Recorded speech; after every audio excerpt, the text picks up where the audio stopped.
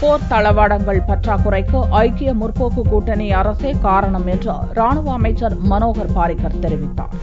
தீவிரமான போர் நடக்கும் சூழலில் வெறும் 20 நாட்களிலேயே தீர்ந்து போகும் அளவுக்குத்தான் இந்தியாவிடம் வெடிமருந்துகள், குண்டுகள் போன்ற போர் தளவாடங்கள் இருப்பதாக மத்திய கணக்கு தணிக்கை குழு அறிக்கையில் குற்றம் சாட்டப்பட்டிருந்தது. இதுகுறித்து நாக்பூர் வந்த மத்திய ராணுவ அமைச்சர் மனோகர் பாரிக்கரிடம் கருத்து கேட்டபோது, போர் தளவாடங்கள் பற்றாக்குறைக்கு முந்தைய ஐக்கிய முற்போக்கு கூட்டணி ஆட்சிதான் காரணம் என்றார். 2008 முதல் 2013ஆம் ஆண்டு வரை போதுமான போர் ஆயுதங்களை கையிருப்பில் வைத்திருப்பதற்கான நடவடிக்கைகளை காங்கிரஸ் கூட்டணி அரசு எடுக்காததே இந்நிலைக்கு காரணம் என்றும் அவர் கூறினார். I do agree that during that period 2008 to 2013 arms procurement and creating the built up of ammunition was not done with the